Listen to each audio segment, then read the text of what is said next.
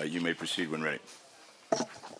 Thank you very much, Mr. Chair, committee members. Thank you for your accommodation as well, and thank you for the patience of my colleagues in the Assembly.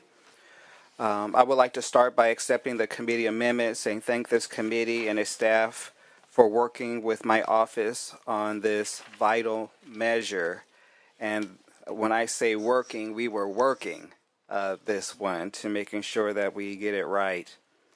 It is with profound urgency that I present AB 1078 to meet this moment in history by creating a more accurate, inclusive, and equitable education system for all students in California. This is an opportunity to address the growing concern of book bans and curriculum censorship, which are sweeping through school districts across our nation, including school districts here in California. We cannot turn a blind eye to the erasure of historically marginalized communities who are bearing the brunt of these book bans. At its core, this bill serves as a safeguard to ensure that materials containing inclusive and diverse perspectives are preserved and made available to students. The proposed amendments create further safeguards by requiring a 2/3 vote from the local governing board before removing existing textbooks, instruction materials, or curriculum for reasons other than promoting inclusivity and diversity.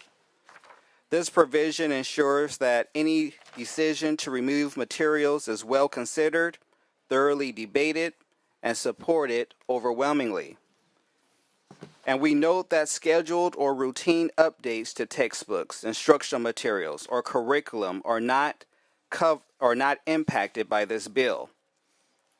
These book bans deny students their right to access a broad range of stories and perspectives, and they create restrictions on teaching and learning which impacts our educators and librarians and silence authors, most of whom from marginalized communities. Most importantly, these book bans completely ignore the wishes of parents who want their children to attend schools that value curiosity, diversity, and the freedom to learn this country's full history. Also important is to make sure that all students have sufficient standards-aligned instructional materials. This bill reinforces that expectation by providing a process for the state to step in and purchase standard-aligned materials if a district has repeatedly failed to meet that obligation. It builds off the current statute and is narrowly tailored so that it would only apply to the most egregious cases where a district willfully fails to purchase sufficient standards-aligned materials for its students. The district would then repay the state for the instructional materials, and a fine could be imposed after repeated opportunities to address the situation. Also, with this bill, we are taking a significant step towards strengthening the Fair Education Act, which ensures fair, accurate, inclusive, and diverse representation for our students. It reinforces the commitment of local school districts to provide a curriculum that celebrates diversity and guarantees that no protected classes are excluded in any form, fostering an educational environment where all students can thrive.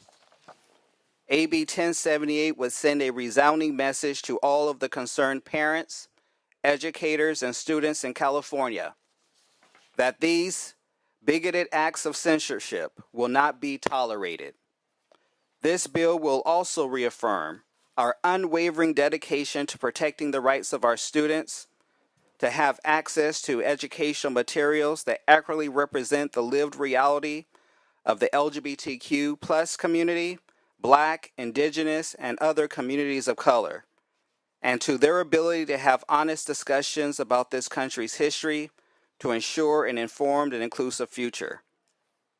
Testifying today is Carolyn Thomas, who is a teacher in the Temecula Valley Unified School District, and our very own State Superintendent of Public Instruction, Tony Thurmond. And first, we will have Ms. Thomas come to speak.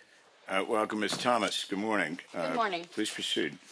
Good morning, Chair and members. My name is Carolyn Thomas, and I'm an elementary teacher and have worked for the Temecula Valley Unified School District for 23 years.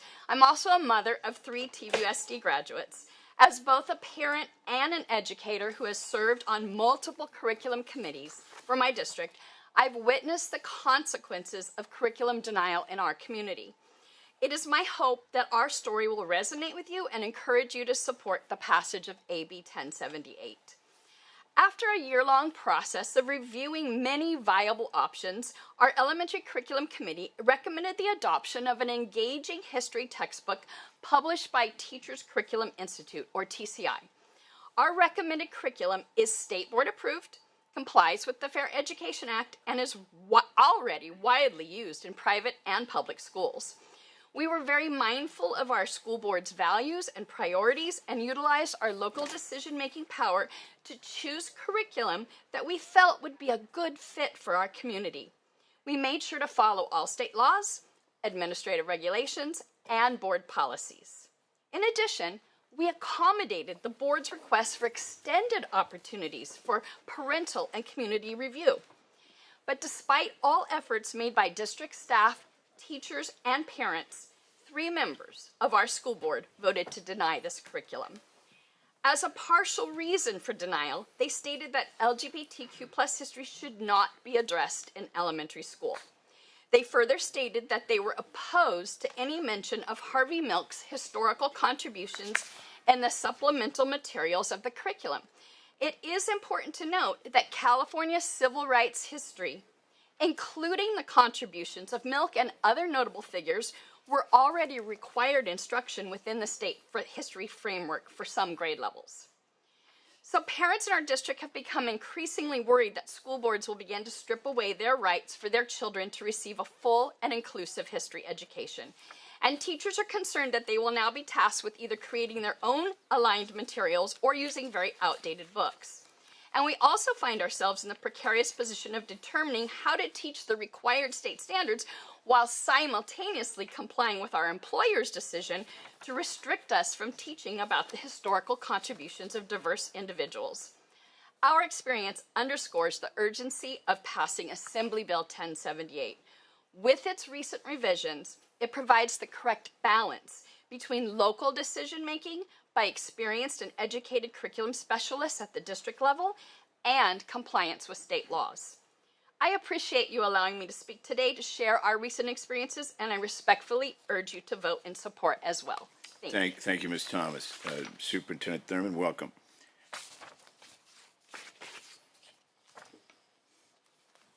Thank you, Mr. Chair and members. First, I want to thank the author, as I'm here to support AB 1078. Glad to be a sponsor. I would like to thank Ms. Thomas for your service and your testimony. Having recently visited Temecula Valley, I can tell you about the heartbreaking things that I've heard directly from our students. They feel threatened, they feel attacked, they feel mistreated. They simply want to gain access to information that is proven to benefit them. Inclusive education benefits students academically. I do not believe it is in California's best interests or traditions to ban a book, and specifically not to ban a book because it deals with content for students of color or for LGBTQ+ students. Among other things, this bill would assess a fee on any district that would ban a book. That creates an impact on our students. It would be on those who would ban a book to mitigate those impacts.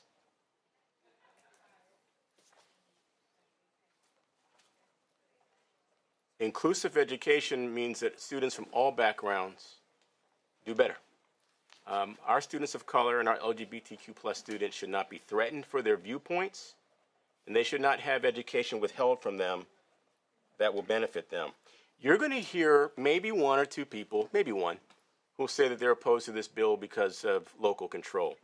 And I would just say that as a former school board member, I highly value local control. But local control does not give anyone the right to threaten, bully, mistreat any of our students. And so With all due respect to those who would say that this bill shouldn't be supported because of local control, I would say that this is the time for us to stand up for California students who feel exactly that those things are happening to them. Let's not use local control as an excuse to not protect students of color, LGBTQ plus students, and all students in the great state of education who deserve inclusive education. I respectfully ask for your aye vote on AB 1078. Thank you. Is there anybody else here in the hearing who would like to testify on behalf of the measure, AB 1078? If so, please come forward. Your name, your organization, and your position on the bill. Izzy Swindler, Shawyoder, Andrew Schmelzer, and Lang on behalf of California Faculty Association in support. Thank you. Thank you. Rachel Bogwood on behalf of ACLU California Action in support. Thank you. Greg Pulsfer on behalf of Equality California in support. Thank you, Mr. Pulsfer. Next, please. Jeff Pack, principal of One Temecula Valley Pack in Temecula, and we support. Thank you, sir. Ms. Chow. Annie Chow with the California Teachers Association. We have a neutral position, but appreciate Mr. Jackson's inclusion of us in his working group. We support his concept. We want to make sure that, we teach the appropriate, things and the right things in schools, but just are still, working on how to implement that. Appreciate that. Mr. Brown. Thank you, Mr. Chair and members. Tristan Brown with CFT, Union of Educators and Classified Professionals. Emphatically thank the author for this bill. We did not get a letter in time because we had some questions about which version was coming up. Concept we vehemently support. Implementation, we still have a few questions. We're happy to work with the author on making sure it is done correctly and so that students have access to all the education they deserve. Thank you. Yes, sir. Mr. Vaca. Thank you, Mr. Chair and members. Jeff Vaca, representing the Riverside County Superintendent of Schools, Dr. Edwin Gomez. We too do not have a formal position at this time. We have looked at the bill very closely. We are certainly supportive of the author's intent. We've worked closely with Mr. Jackson in his role as a member of our County Board of Education.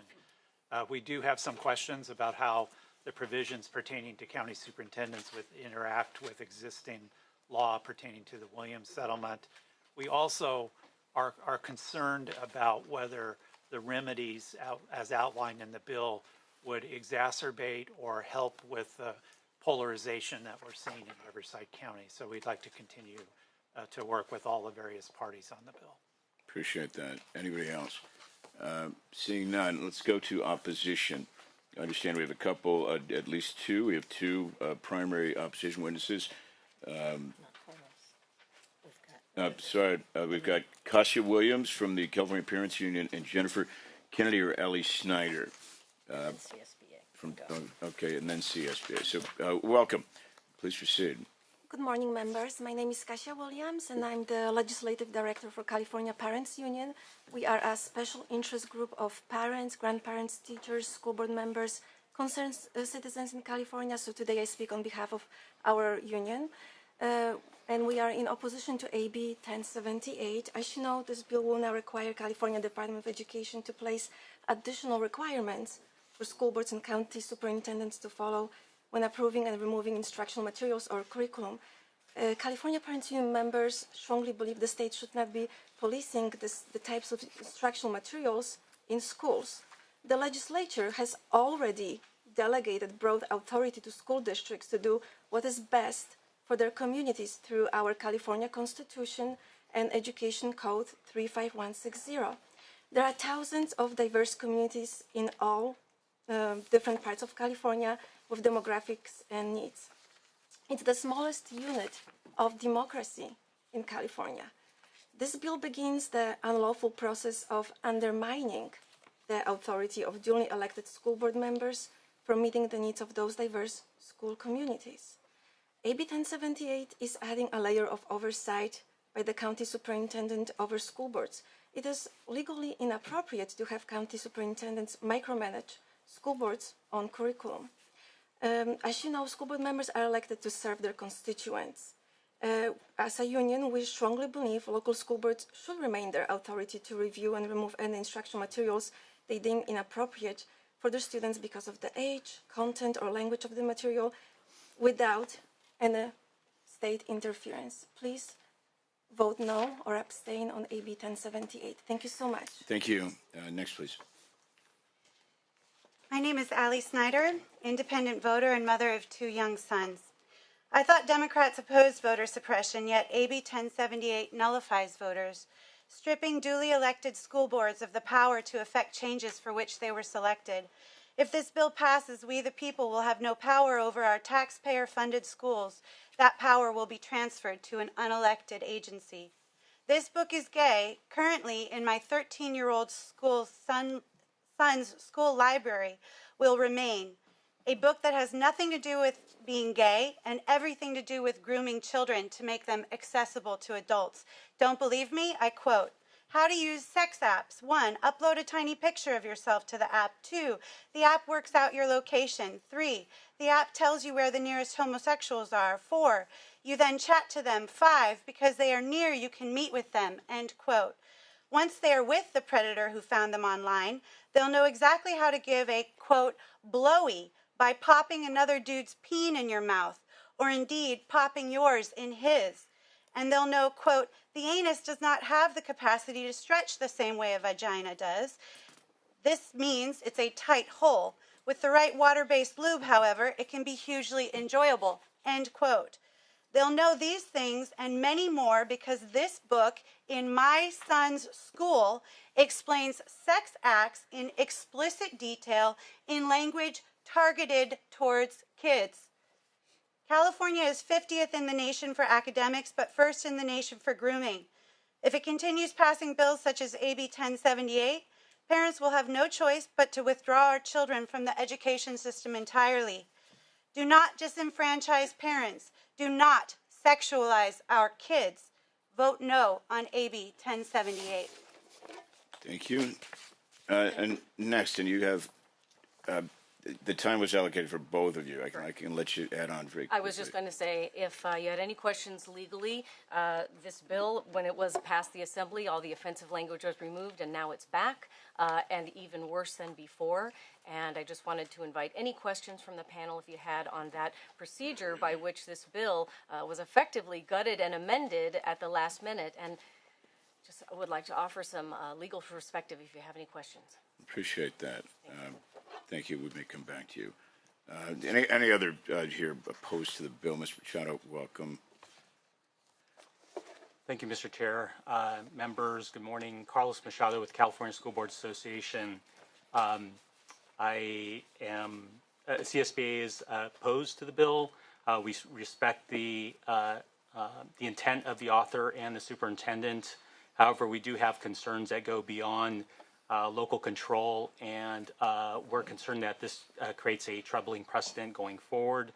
A few items, if I can touch on them, Mr. Chair. Briefly, please. Briefly, yes. So we believe that the notice that would appear on the LEA's websites does implicate board members that were not necessarily supportive of measures that led to the actions taken under the provisions of the bill. We think that'll make it harder for what some policy members may consider moderate voices to express concerns about these actions. We're also concerned about the financial penalties. We think that this is going in the wrong direction and could eventually hurt the district, its programs, employees, and students that are served by that district by withholding funds from the district. We're also concerned about the changes to the uniform complaint process. We think that these changes would create complications and confusions for districts where you have multiple levels of government looking at the same issue and there not being alignment there. We think together those create significant problems for districts, and we ask the committee to consider these issues and vote no on the bill. I'm happy to answer questions on other issues that we have regarding the bill. I suspect we will have questions. So thank you. Is there anybody else here who'd like to testify in opposition to the measure? If so, please come forward, state your name, your organization, and your position. Seeing none, let's now go up. Welcome. I'm sorry. Got you.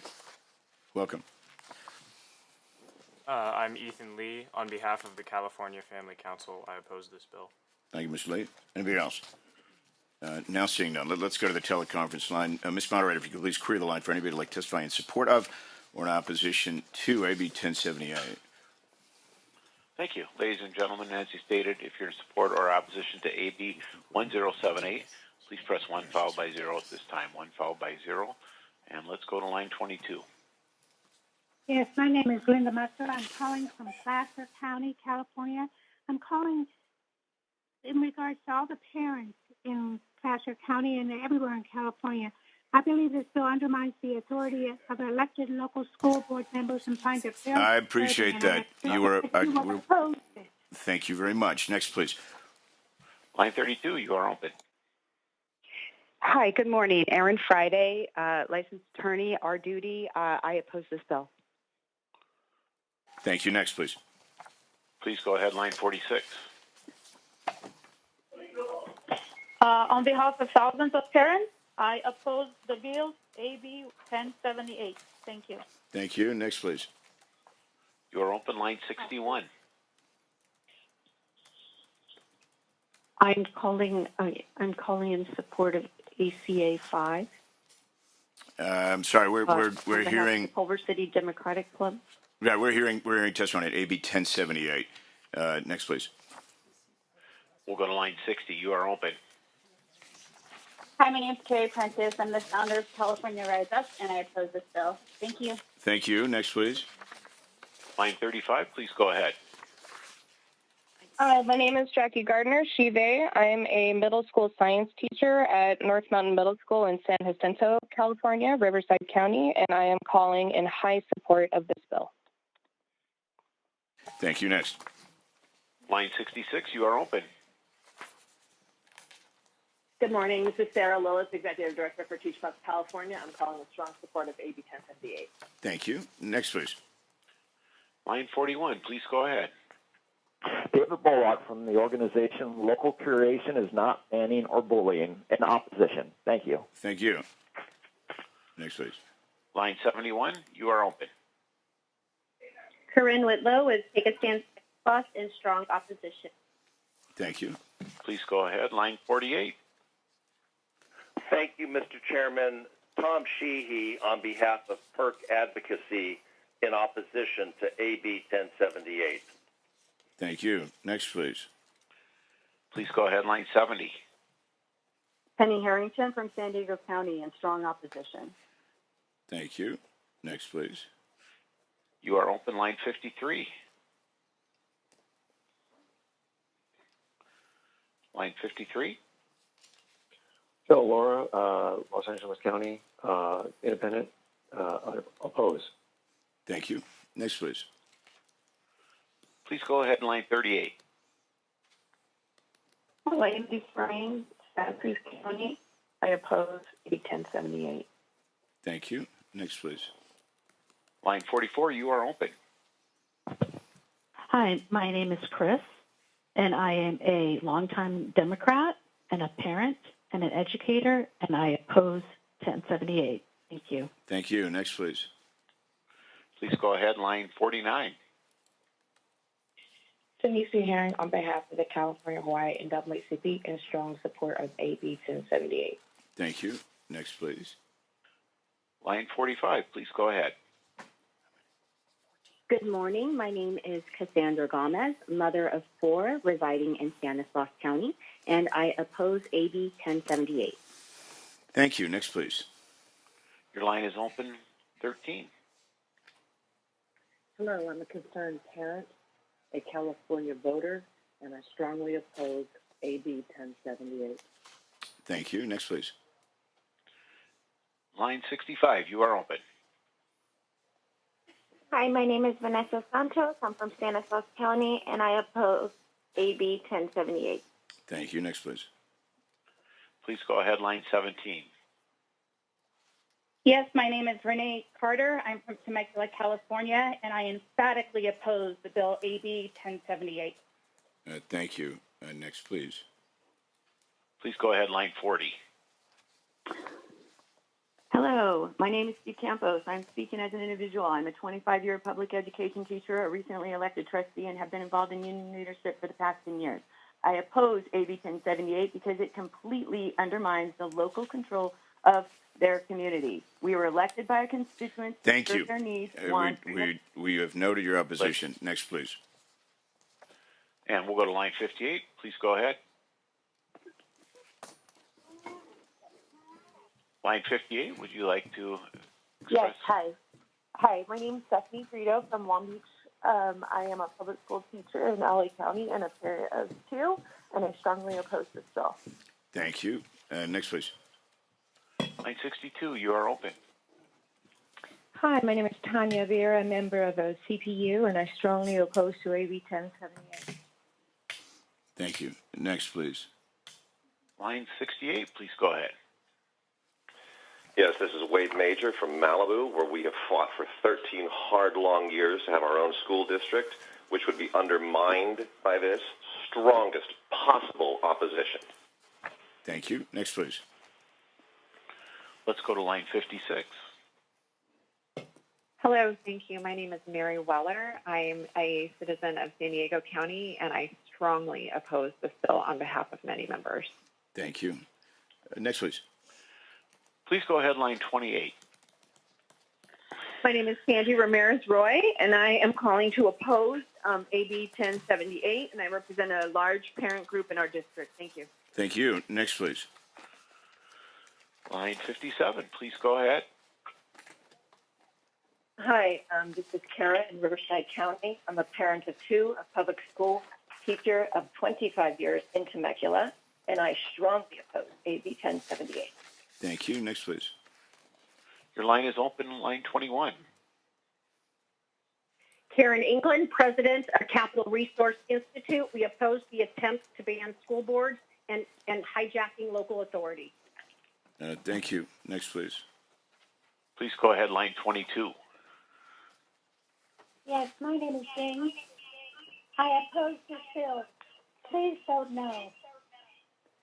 Thank you. Next, please. Thank you. You are open, line 64. Hi, my name is Joseph Komorowski. I proudly represent the parents in Temecula, California. I'm a school board trustee. I strongly oppose AB 1078. Let's go to line 78. Please go ahead. My name is Mary Barkey. I'm an elected official in Orange County, and I strongly oppose 1078 because it takes away local control, which we voted in. Thank you. Next, please. You're open, line 51. Hi, excuse me, Sally Maslin, Los Angeles County. I have a granddaughter in LAUSD. I strongly oppose 1078. Thank you.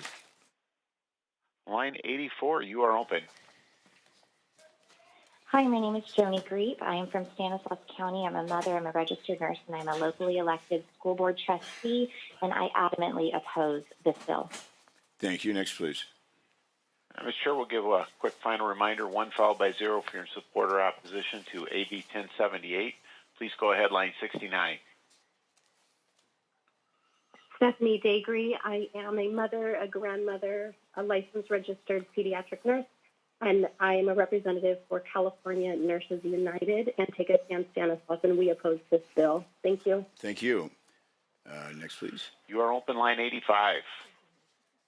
Yes, my name is Jeanette DeBingo. I'm calling from Placer County, and I strongly oppose this bill. Thank you. Thank you. Next, please. Line 80, you are open. Hi, thank you. My name is Aubrey Borba. I'm representing Take a Stand Stanislaus and Take a Stand Escalon. We oppose AB 1078. Thank you. Next, please. Please go ahead, line 75. Good morning, Nicole Pearson at Backlaw Truth Justice, representing probably 60,000 in our community. We strongly oppose this putative, unconstitutional, and dangerous bill. Thank you. Thank you. Next, please. 86, you are open. Gina Green with Real Impact, strongly opposing. Thank you. Next, please. Line 52, you are open. Hi, my name is Donald Catadall. I have a daughter in Los Panos Unified School District, and I strongly oppose 1078. Thank you. Thank you. Ms. Moderator, anybody else on the line would like to testify? That is it. We cleared the queue. All right. Well, thank you, and thank you to everybody who called in. Let's come back to the dais. Any members of my committee would like to speak to the bill? Senator Ochoa Bogh. All right.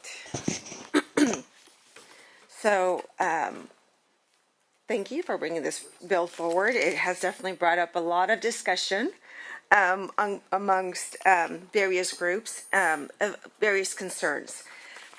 So, like yourself, I also came from local school boards, also taught, mother, have currently a child who is in the high school in our local school district, where all my kids attended public schools. We had an opportunity to attend a charter school. We didn't. We kept them at our public schools. So let me just start with the notion that we have a lot of opposition, as you can see, with a lot of observations I'm going to state right now. One, that we have so many parents that are leaving the state of California, taking their children with them because they believe that the state of California do not reflect their values and respect their values. As I speak and I see the declining enrollment of students in California, which you're very, very much aware of, I often ask, why are you leaving the state of California? What state are you moving to? And there's various concerns, whether it's the economy, the cost of living in California, education is right at the top. I hold town halls throughout my district, speak to groups across the state, and much of the concerns that we have is the fact that the California is putting forth laws and values that don't necessarily respect individual families across the state, and that's how they feel. That's exactly how they feel, and I am extremely concerned that this bill will further divide our state. I think the comments that were made earlier today about the content of a book in junior high about the sexual acts that was available to a local school, in a school library, in a junior high, quite frankly, I believe it's completely inappropriate. I know we have a local school district in my district who is having contentious school board meetings because of the caliber of books, or the quality, or not, I would say the quality, I would say the content of certain books that are within those school libraries. And whenever we move forward in removing certain books, we call them banned, instead of trying to have a different word that says age appropriate. One of the reasons that I strongly opposed one of my colleagues in the Senate mandatory kindergarten was because of the toxicity that exists in education. This also brings up a concern of mine in which we focus so much on color of skin, on gender, sexuality, versus the content of character and the contributions of people that have great content of character and that do great things in our communities. And then we just narrow it down to sexuality or color, identity, gender, you name it. And I think that is one of the greatest concerns that we have in California with and by many families, is the fact that we're focusing on those issues rather than the content, which is what we're supposed to be doing. I have never in my life, I'm 51, I just had my birthday, 51 years old, I've never been as color conscious as I have these past couple of years. I grew up between Mexico, the US, lived in Hawaii, some of the most culturally diverse areas. And yet now we focus more on color than we've ever done. And quite frankly, as a child, going through all of these schools, I never focused on the color of skin of people, although in Hawaii we had, you named it, we had it in Hawaii. And yet when I looked at my teachers, it was who made me feel safe, who made me feel seen, who made me feel, who was kind. That's what mattered the most for me. It wasn't whether or not they looked like me, whether or not they sounded like me, because obviously I had an accent. I was 8 when I began learning English, but it was the content. Now, going back, I've addressed the word of, the constant word that we hear about banning books versus finding age-appropriate books. And I'm gonna ask you really quick the thoughts of the book that was read and the content of the book that was read today. That was in a junior high school, junior school.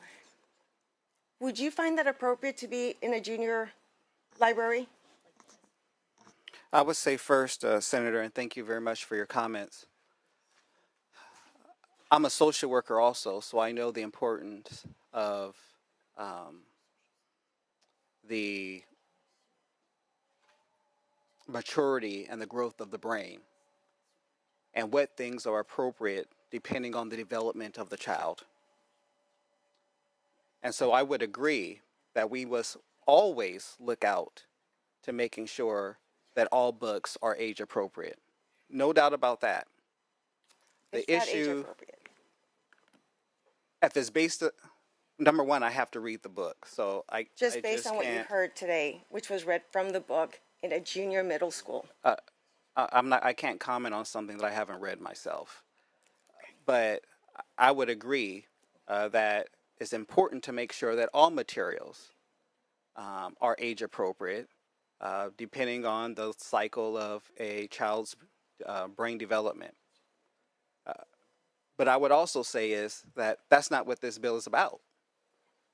This bill has nothing to do about parents who are concerned about making sure that their books are age appropriate according to their children.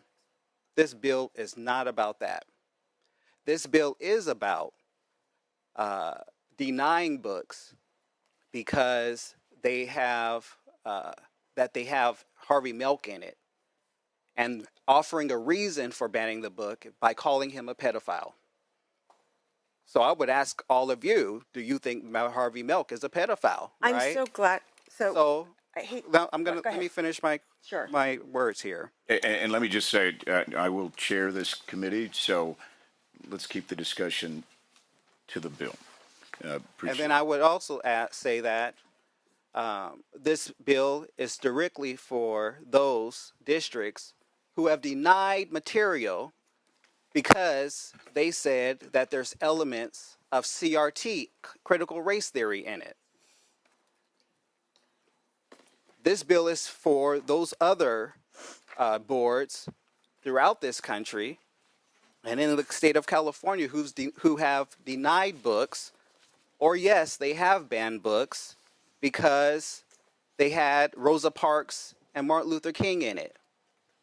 These are just facts. Over 1,700 books have been banned throughout this country, specifically because, not because of age appropriateness, but because there are people who are taking advantage of parents' legitimate concerns to advance their own political agendas. So we have worked to strike a balance, not just with my office, not just with the state superintendent's office, but also the governor's office, to making sure that we truly separate the two and we don't allow ill-willed people to piggyback on the legitimate concerns of parents. So, through the chair, so I haven't heard of any school districts here in California that have banned books because of people of color. But I do have heard of many cases, and I would love to follow up and hear those. Marietta, Temecula? But I have heard the concerns of implementing, especially in elementary school age, items that have to do with LGBTQ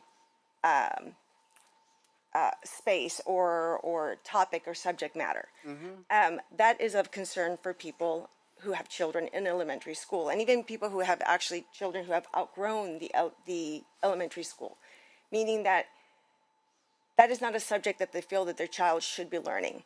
But let me go back to the ethnic studies bill that we had a couple of years, carried by Assemblymember Medina. Mm-hmm. It took him a couple of years to be able to pass that particular bill here in the legislature. When it did pass, one of the greatest components that it had there, and he, per his words, when we had conversations between him and I, was the fact that the most important aspect was there that they would leave it to local control to choose which books met the cultural needs of that particular school district.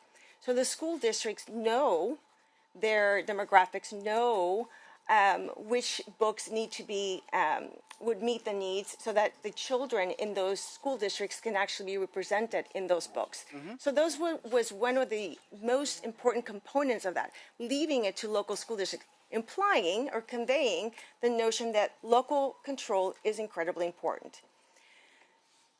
The reason you saw such a shift this past November when it came to school board members and trustees was the fact that many parents felt that we're putting curriculum that may not reflect. And once again, it's more about, I would say, more with regards to sexuality than it has to do with color, especially in California that we embrace in so many. And I represent the Inland Empire, who's incredibly diverse in its demographics. But the concerns don't have to do with color.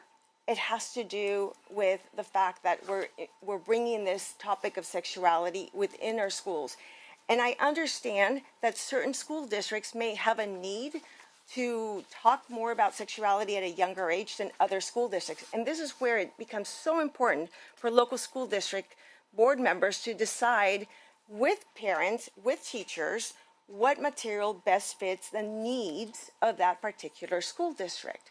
And why we should leave it to them to decide, okay, this is our demographic, these are the needs that we have, and pick books that reflect those personal needs.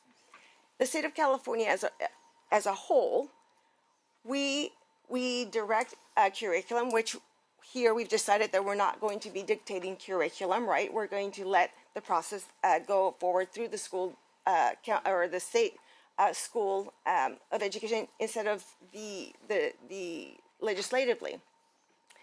But we have those standards. Then we have the books that try to implement all of those standards and then go back to the school boards to say, okay, these are the needs of our local demographics. These are the books that will meet and match those demographics. That's the way it's supposed to be. That's why we have our local school districts elected by residents. And as long as those materials meet the requirements within the state curriculum, we are good to go. So to remove that component from our local school districts, to decide, okay, you did not pick the right books, you did not pick, a certain amount of books that you felt are pertinent, that's beyond our jurisdiction as the legislature. We're going beyond our duty in what our responsibility is as the legislature. There's a curriculum, and our local school board districts know, along as the teams that go and they meet and they see what they need locally. I feel like I'm being redundant, so I'm going to stop right there. But I do have to say, let me sure I did everything. While you're doing that, we want me to respond? I would like to, so please do, Assemblymember Jackson. That's a whole lot. Okay, go ahead. One last comment. So I have supported the LGBTQ Pride Month resolution every year.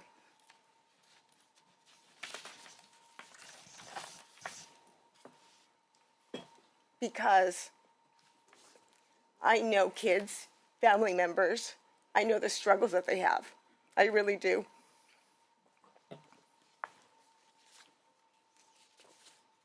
So we have to have a level of respect. But this is why it's so important to start focusing on the caliber of character, the contributions of people who've done amazing things, more than just their sexuality, their gender identity. And if we stay within those bounds, I think we're going to bring people a little together, much, much better. I've also supported the milk resolution as it comes up annually since I've been here in the district. But this year, I've heard this rumor, and I understand the concern that some parents express with Mr. Harvey, was the fact that, and I did not know this. I'm 51, by the way, and I learned this just this year. I kept hearing about, he was a pedophile, he was a pedophile, he was a pedophile, and I'm going, what exactly are they talking about? And lo and behold, it was surprising to me to know that in his biography, he mentioned a relationship with a minor.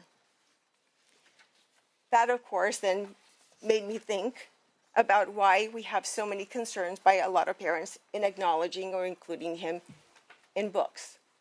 It's not that he didn't do something great as a contributor of his community and advocated for his community, but that he had an act that would be inappropriate in any society. So before we start, and I hate this, I hate the toxicity that we have in why I voted against mandatory kindergarten, because the thought of bringing children into a system where it's supposed to be about uplifting, creating a great and safe environment, we're creating such toxicity. And I'm sorry, I feel like I'm rambling today, but I'm extremely concerned that we're focusing so much on things other than character and contributions of people. And when we express concerns, or anyone expresses concerns, we vilify them instead of trying to understand why those concerns come to be.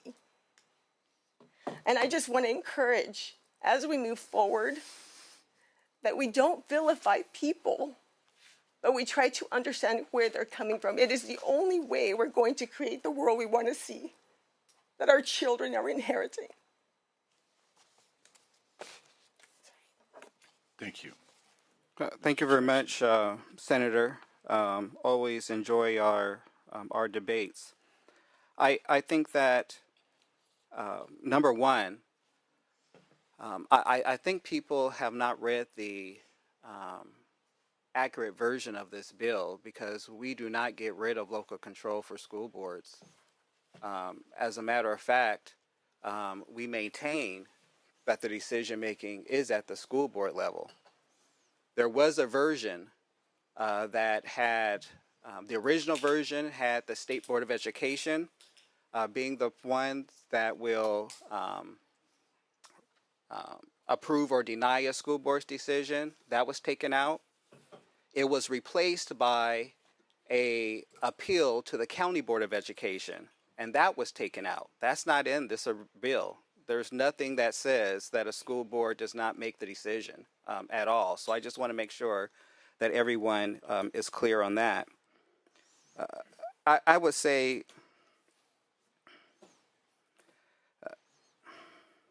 I would just say a few things. Number one, this country has always put color of skin above anything else. So, Mr. Jackson, let's do this. And no, let me. Okay. She had her chance. Now I get mine. We've always had that. My grandfather was born a slave because of his color of skin. And there are still people who believe in the Inland Empire, believe that makes a difference. This bill particularly is not about what people have said here. I agree with you. Parents have the right to make sure that the books that the curriculum that they're reading is age appropriate. No argument. But it does not reflect the whole story. There are districts who have voted in the Inland Empire to restrict curriculum, not based on character, but because of race, because of someone's sexuality. And so, people can all they want to dance around that, but it is a fact. This is not my opinion. This is a fact that districts have done this, and it's been very recent. I can't, I don't know how clear I can make that, but I think at the end of the day, there are some sinister movements sweeping this nation, and they are using the legitimate concerns of parents to be able to engage in their political agenda. And right now, that political agenda is focused on the LGBTQ community and people of color. Thank you. So let me, and I'll get to you in a second, Senator Smallwood-Cuevas. Let me frame this just a little bit. So we've had a long discussion. Clearly, there is a tension. That tension is clear between our general obligation, especially from the legislature's point of view, to ensure that students have a sort of broad and inclusive educational experience, and our commitment, I think generally, especially constitutionally, to local control. Right? Therein lies the tension. And we've spoken a little bit about that. And so let me, if you don't mind, to the superintendent. We legislate at the state level, not at the local level, but we do so with due consideration, hopefully, of our constitutional obligations, but also to all of the, the rights and prerogatives of subsidiary governmental organizations, in this case, local educational agencies. So if you could speak to the bill about what we're trying to do at a legislative level. Thank you, Mr. Chair. One of the comments that was made today is that this bill would change the uniform complaint process. And I think this also ties to your question about the tension between local control and what the state might do. The uniform complaint process says that if there is a complaint in a district about anything, including about discrimination and what students learn, that the district itself gets to investigate itself. And if that complaint has been made against school board members, as is what is currently happening, that means that the board gets to make the decision about the investigation about the board. And so, again, we are trying to tread lightly here to protect local control. But there are countless calls coming to all of us from school board members and superintendents who are saying that they are under attack simply for any idea that they bring forward. I really appreciate the conversation that's taking place here. Senator, I appreciate your heartfelt comments about wanting to be in a country where we are judged by the content of our character. It is one of the most influential speeches that I've ever read, and I still believe in it, and I subscribe to it. And I'm a proud American, and I'm proud of this country in spite of some of its past, and I'm proud of what this country will become. But we have a lot of work to do still. If you look at recent data released by the Attorney General's office in this state, it shows that the acts of hate that have increased over the last several years, that those acts of hate, by and large, target students of people of color, the LGBTQ plus community, Jewish Americans, and others. It's just a fact. Now, I do not believe that most Americans feel this way. As a matter of fact, I read a study that says that most Americans don't want to ban books. But yet there are some who are having a conversation that says we shouldn't even have the conversation. I'm appreciative that in this chamber, the conversation's taking place. It's difficult. There are no easy answers. We have to figure out a way to balance the needs and rights of families and parents. I support that. I support that. But the right to local control doesn't extend to the right to literally threaten students who are saying, there are LGBTQ plus students who have contacted me directly. They have been threatened for standing up for what they view and what they want to learn. This bill does not mandate what any textbook that should be used in any school district. It doesn't. It simply says that no one should ban those materials. It says have the conversation, and it's okay to disagree. Let's not be disagreeable to each other. But it says the act of banning silences those who have interest in getting information. That's all that this bill says, is just don't ban the book. You brought up ethnic studies. Ethnic studies is so important because it helps students of color to learn about the contributions of our ancestors, but ethnic studies actually benefit students from all backgrounds. And there are those who are saying don't have it. As the Assembly member said, you have districts that have banned critical race theory, even though we don't teach critical race theory in California. They're simply saying don't even talk about the impacts of race and racism. And I'm telling you, as a proud American, we can handle talking about the impacts of racism because it teaches us how to be better. And so all this bill is saying is let's be better for all of our students. And when we have to have difficult conversations, let's have those difficult conversations. And so again, Mr. Chair, just the example about the uniform complaint process, how do you allow a school board that is part of threatening students to investigate themselves? And so if we rest on local control or administrative convenience, someone said this will create more work for districts. If we let those be the reasons why we don't come to the aid of our students who need help, shame on us. We should never let that be the case. And that's all this bill is saying. Let's have the conversations. Parents are a big part of that. I respect those from the Parents Union who came up to speak on behalf of their students. I don't agree, but we don't have to be disagreeable to each other. And when we ban a book, we're sending a very negative message that we don't think our students can handle what we call critical thinking. We want them to read and learn. And so we're trying to find ways to set that. By the way, the state does not dictate any book that will be taught in any school. And when there's a new curricula, any curricula that is proposed is vetted by classroom teachers who are thinking about the very point that you made. What is age appropriate? We may not agree on the content, but know that our process is certainly not perfect, but it really is focused on how we get to the content of someone's character by teachers who are working hard, like the teachers that you heard from today, to identify what is age appropriate and where is the balance between what we can provide for our students. I promise you, no one is teaching about sexuality in kindergarten in any school district in the state. I promise you that. Because that would fall outside of the bands of what's considered age appropriate for kindergarten. Now, there might be some discussion in other grades, but not kindergarten. And so I would respectfully, again, ask for your aye vote because this is a measure that does not dictate what anyone should do. It is not trying to trample on any tradition like local control, but it is saying that our students have the right to not be threatened. And I can tell you about districts where students are threatened because of their sexuality and because of their race. We have a long way to go, and we're going to get there.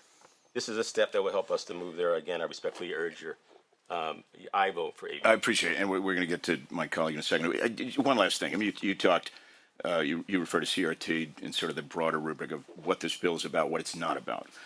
There was a witness who seems like a long time ago at this point, at the beginning of the proceedings, who referred to a book. I'm not sure which district. I think it's in Davis or somewhere. But somewhere, I assume in a library, that per her description, if it's anything even remotely accurate, is probably offensive to many of us, right? And so my understanding is there's nothing preventing the removal of that book. In fact, it seems fairly like that a book with content, she's described it, would be. That is not intrinsic to this bill, the inability to remove content of that. If you could speak to that, because I want to be clear, what we're doing and what we're not doing here. Mr. Chair, you're correct. This bill does not prohibit a school district from removing a book if it chooses to do so.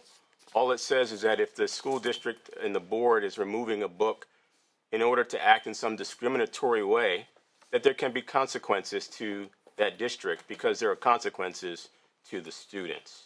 But you are correct. This book does not curtail the ability of a district to, the decisions to remove or to add any curricula is ultimately up to the district. Now, the state does work with districts to have an approved list of curricula across many, many topics. But the state never says a district must use this book for this topic, and this would not do that either. I appreciate it. And there's nothing about this bill, just to be really clear, that would make it less likely that such a book would be removed or more likely that such a book would be contained either in a curriculum or in a library. Is that correct? The board still has the right to remove this book or any other book, but if there was any sense that that decision was being made in a discriminatory fashion or reason, this book would create a higher threshold for the board, a 2/3 majority, to remove it. But again, it is always still at the discretion of any district and board to remove a book. Thank you. I appreciate that. Senator Smallwood-Cuevas. Thank you, Mr. Chair, and thank you so much, Superintendent, for clarifying this discussion. It's painful that we are here having this discussion in 2023. We should have learned from the past when generations before us, we had to enact state policies because the local level of bigotry, exclusion, and resistance to the integration of people of color into so many of our local communities was really blocked from a backlash of fear and lack of information and lack of knowledge. This is our opportunity to educate our students in a way that they know themselves, they don't have to other their neighbor, and we have an opportunity to move forward as a state, educated about one another, understanding one another, and having the debates early that allow us to govern this democracy and certainly govern the most diverse state in the union. I am really grateful for the author for bringing this, for acknowledging all of the changes to the bill to make sure that we remain in balance with our power. There is local control and there's a state responsibility. And this bill gives a direct line to the state to challenge, to raise complaints, to raise concerns. To me, that is strengthening the ability for local communities to have some say-so on this very important issue. We sat on the California Department of Education task force on inclusive education and heard directly about how so many districts are out of compliance with the Fair Education Act, 48%.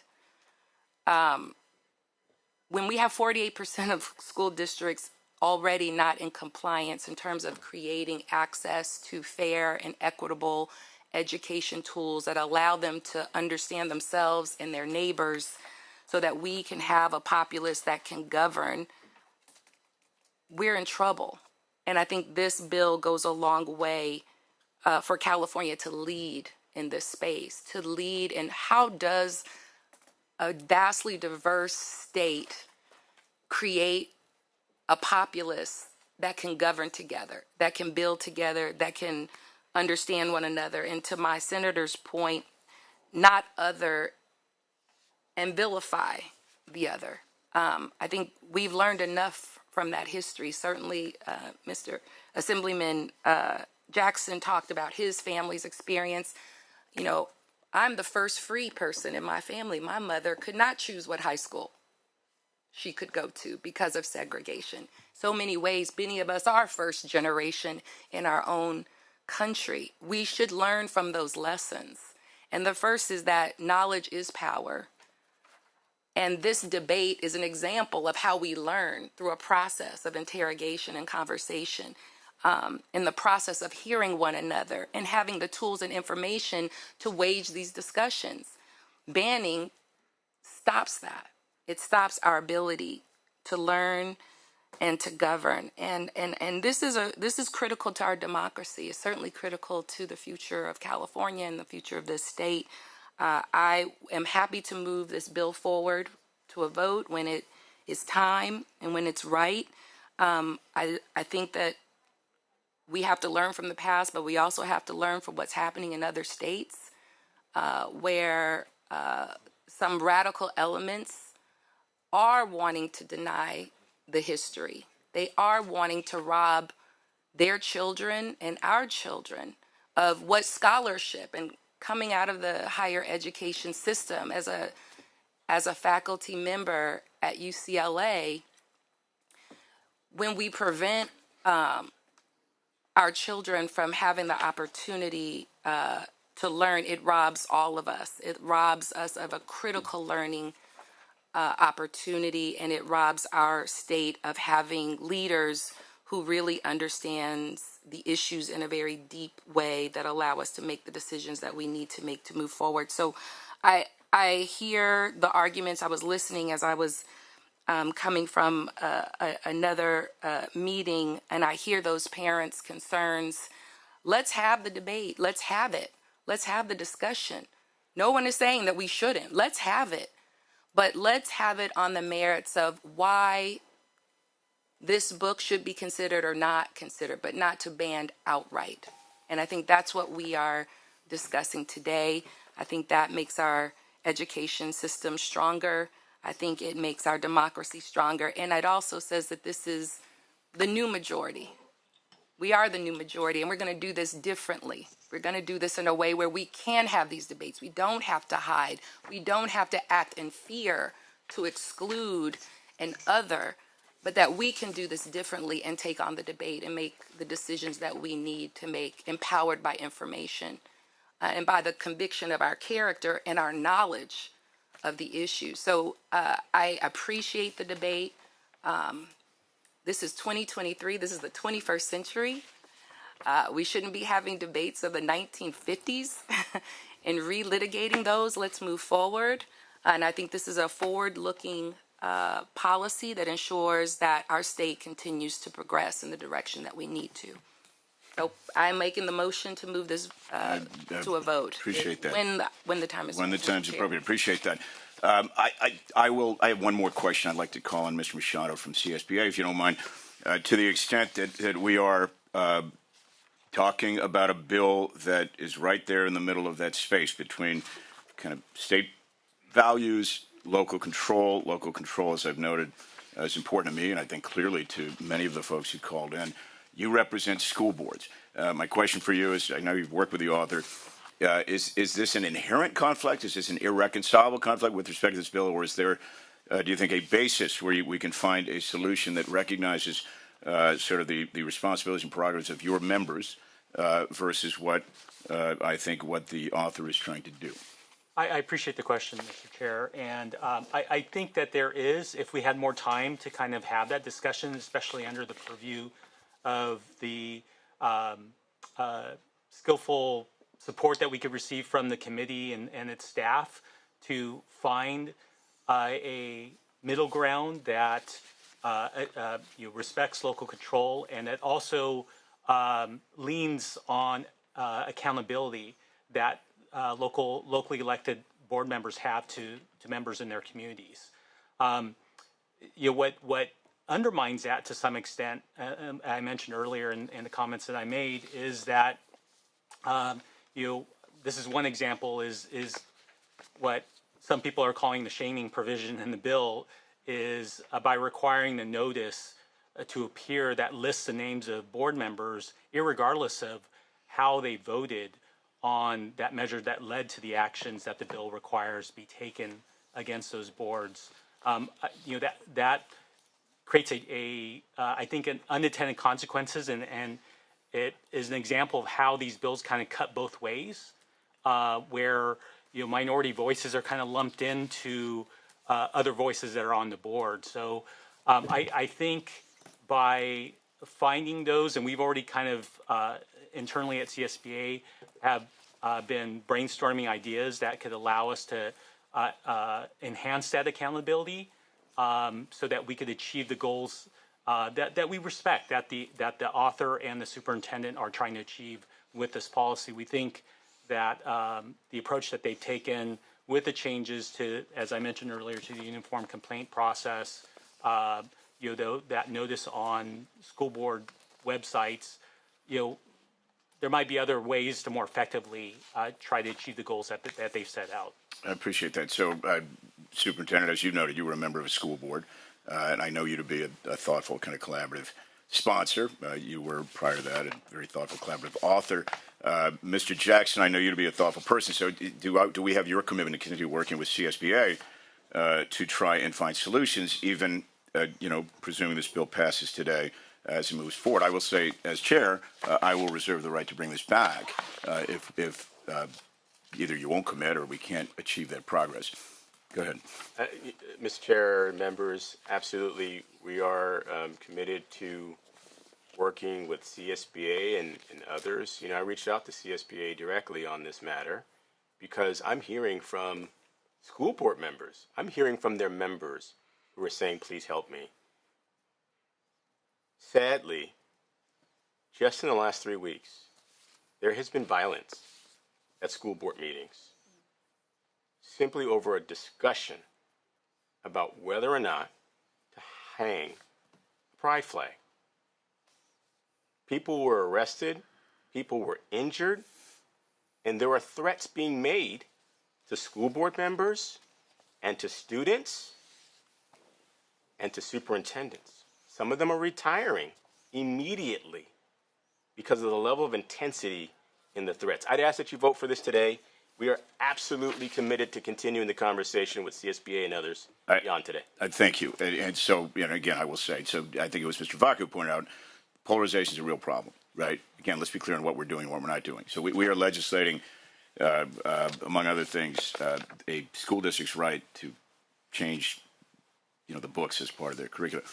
We probably won't solve the polarization problem. We don't want to contribute to it. So, again, I think it's important for me, I think for other members to hear that you're willing to work with CSBA as we move forward.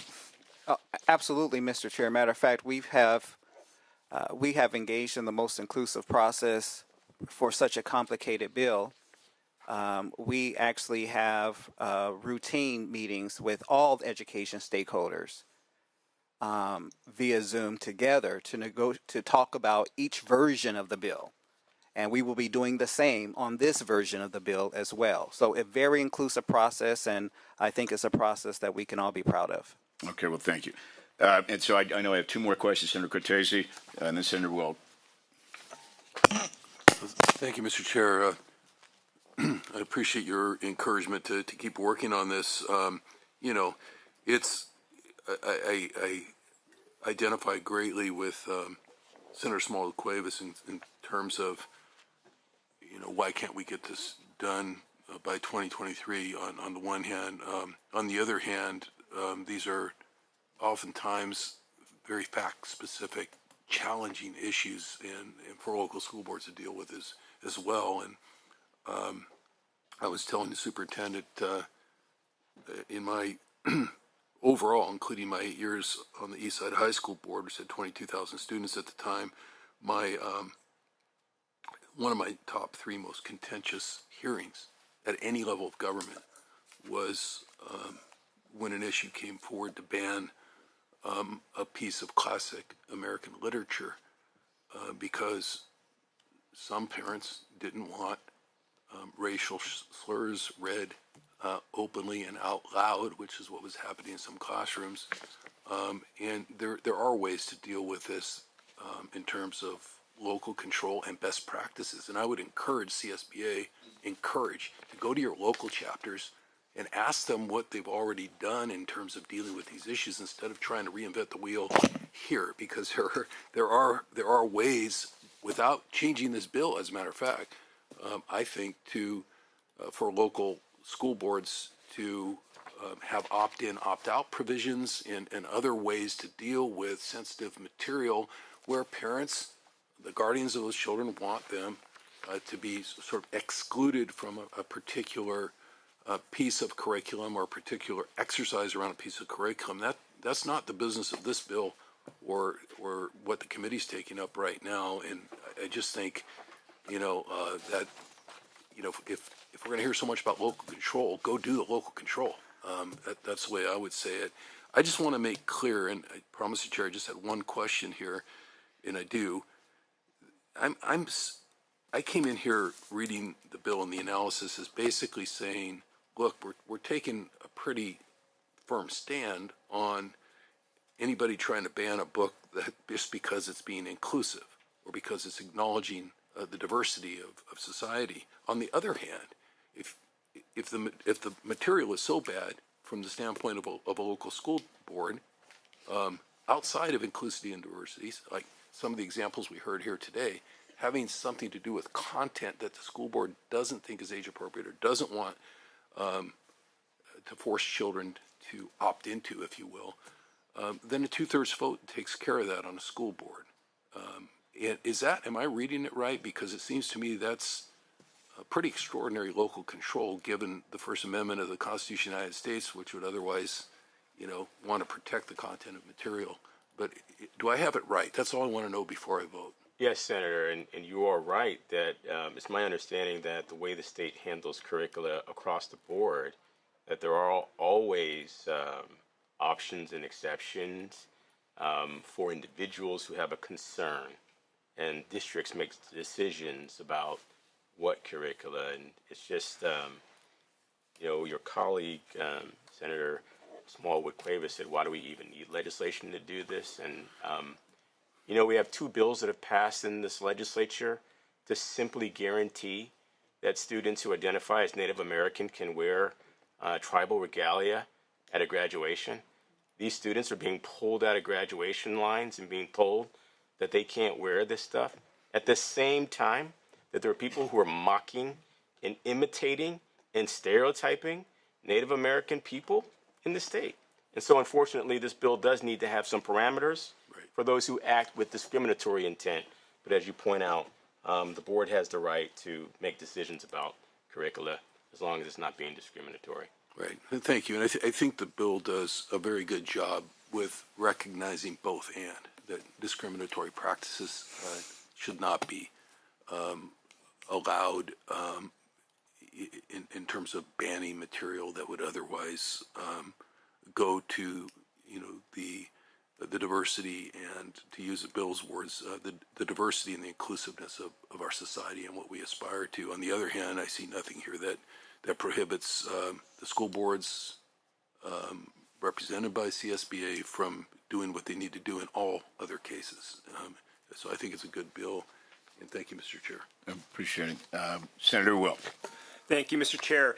Actually, I don't remember which one of the opponents talked about how this bill was whittled down in the Assembly to get off the floor and then came back here and is now has a bunch of new stuff. Could you walk us through what you think has happened with the bill?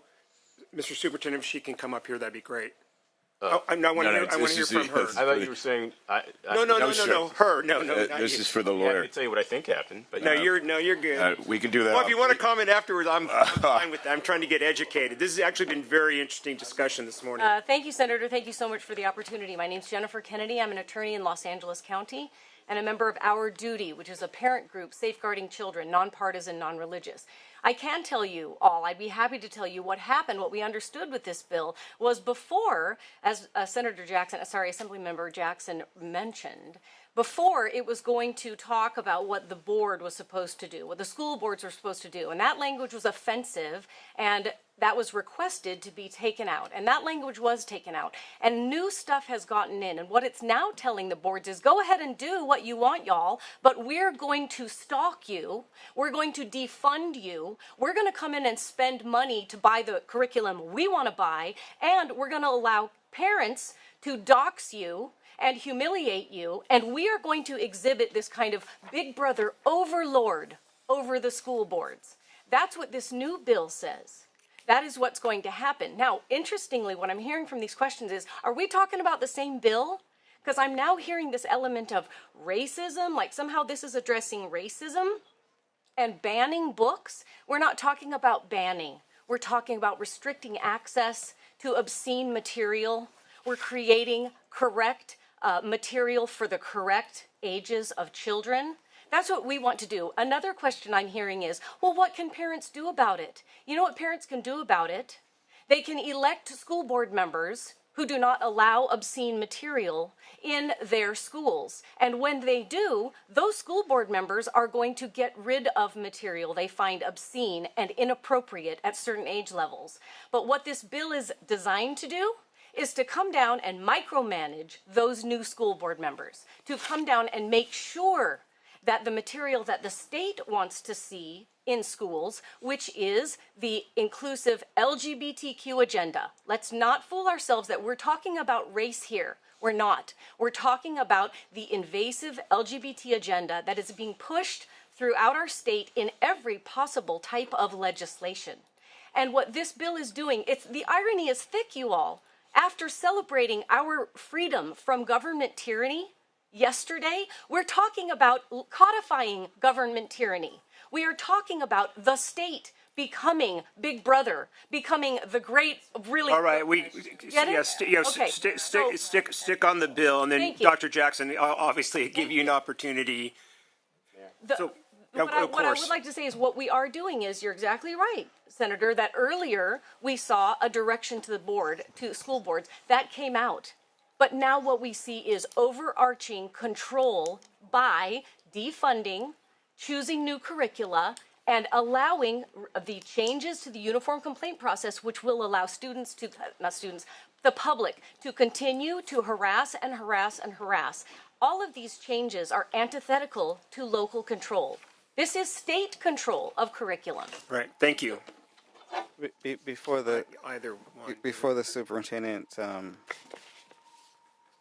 chimes in, I happen to know the reason because I'm the author of the bill. So let me just make it clear. As you know, our education committees are, so many bills go through the education committees at one time. So much so, complicated bills need more time to be fleshed out. And because it has nothing to do whether something was offensive or not, it was just clear that we needed to take our time with it and be extra careful that trying to solve one issue doesn't create a whole big other issue. And so we have taken our time with the time to be able to make the bill very simple in the Assembly, with the understanding that we will do the heavy lifting here on the Senate, and then of course it'll go back to the Assembly side. So this wasn't done in a way to try to be sneaky or anything. It's actually a common thing for very complicated bills, as you know. So,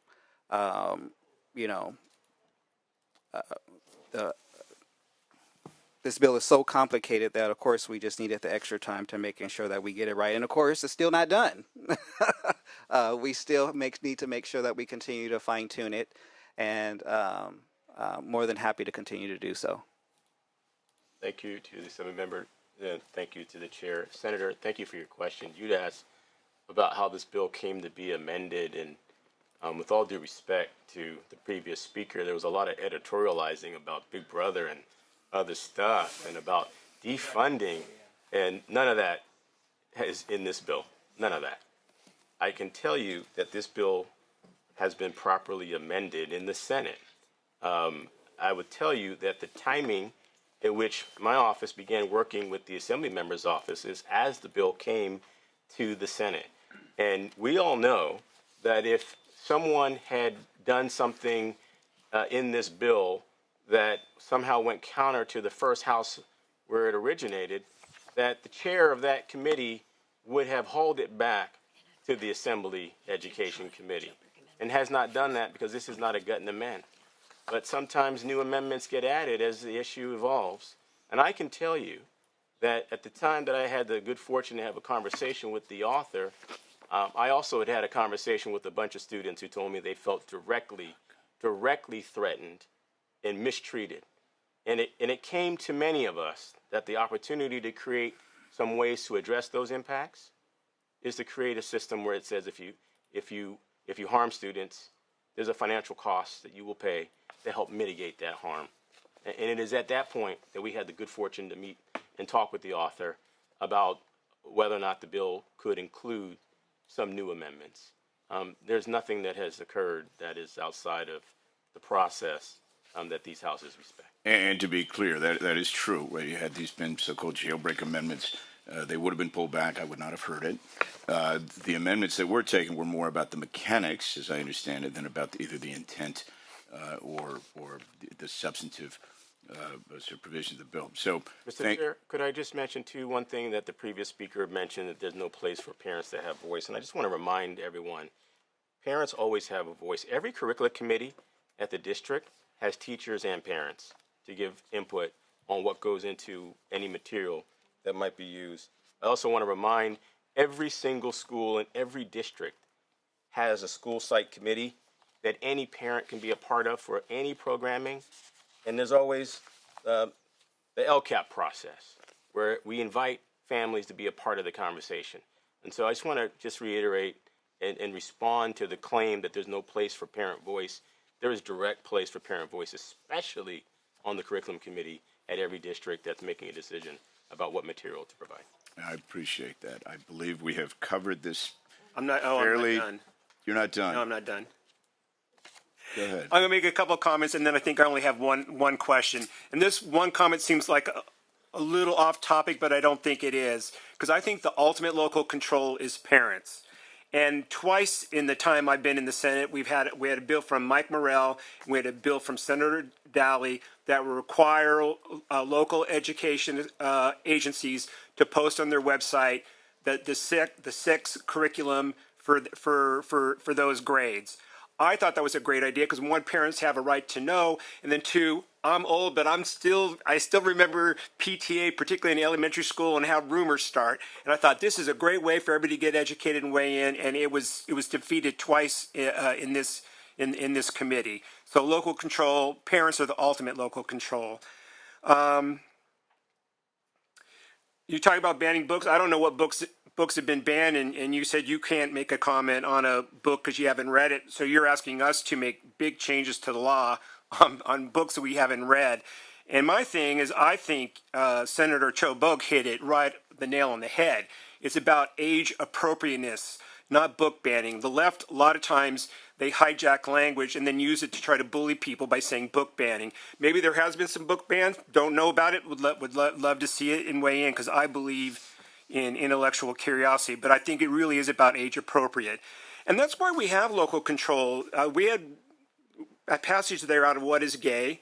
You said you didn't have an opinion on it. I do. I was shocked, found it offensive. I would not want that in my junior high classes. Maybe in your district they would, but that's the beauty of local control.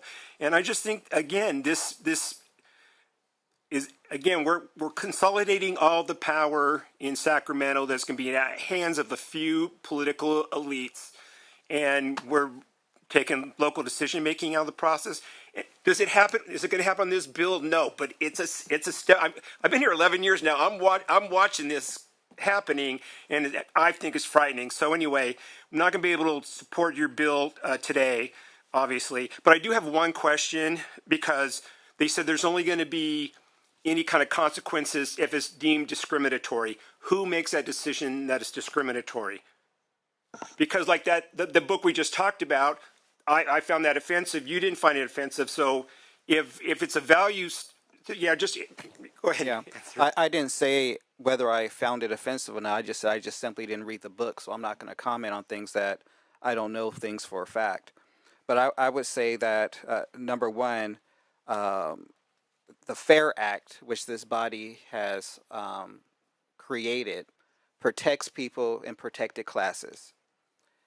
If it is found, if the state superintendent's office, the attorney general's office have found that a district has violated the FAIR Act, meaning a book or a curriculum has been denied specifically because of it talks about a protected class, then that's when the state would have the authority to come in to making sure that protected classes are not being denied. So is there an appeal process, or would they have to go to the court? So case example, that book, I don't think that's appropriate for a 13-year-old. Let's say my school district, we ban it. Superintendent decides it's discriminatory because it is a protected class, which I'm fine with. Mm-hmm. And then there's penalties. What's the remedy for the school district or for individual board members? I don't know the particular. You want to talk more about the technical side of that process? Brief, Mr. Chair, I would just say that the uniform complaint process does have a process for appeal. As the Assemblyman points out, the FAIR Act is a criteria against which one could look to see if there's been discriminatory action. At the end of the day, the people who would make the first complaint could be parents. Any parent, any citizen, any person make such a complaint. But yes, there is a process for appeal. But ultimately, the complaint would have to come from someone in the community, right. And most likely would be a parent who would be making that complaint. And so what we don't know here is whether or not there has in fact been a complaint or how that complaint was handled and or resolved. Right? And I will have committee look into that. I don't want to get too distracted about one particular example, right? But if you want to. No, I really appreciate the conversation today. I found it really interesting. I'm a no vote because I think we could maybe take some interim steps, but really enjoyed the thoughtful conversation and your guys' insights. Thank you. And thank you. And I think we are ready to put this to a vote. Actually, as chair of this committee, we have a motion from Senator Smallwood-Cuevas. Assemblymember Jackson, I'm sure you're happy to engage the senator offline. Is that correct? Oh, more than happy. We engage all the time. And I say this again respectfully. It's 11 o'clock. Housekeeping note: we have a hard stop today because of the holiday at 12:30. We have a ton of authors here and a number of bills. So we're going to resolve this as a committee today. You have made the commitment to continue your discussions not only with the CSBA but with other members, and so we can do that. We will not resolve all these issues today. We will vote on this bill, and we have a motion from Senator Smallwood-Cuevas. I respectfully ask for an aye vote. Very good. If you could please call the roll. File item 13, AB 1078 Jackson. Motion is due pass as amended, but first amend and re-refer to the Committee on Appropriations. Newman. Aye. Newman, aye. Ochoa Bogh. No. Ochoa Bogh, no. Cortese. Aye. Cortese, aye. Glazer. McGuire. Smallwood-Cuevas. Aye. Smallwood-Cuevas, aye. Wilk. No. Wilk, no. We will hold that bill open for the absent members. Thank you, Assemblymember Jackson, and thank you, everybody, for your patience. Thank you.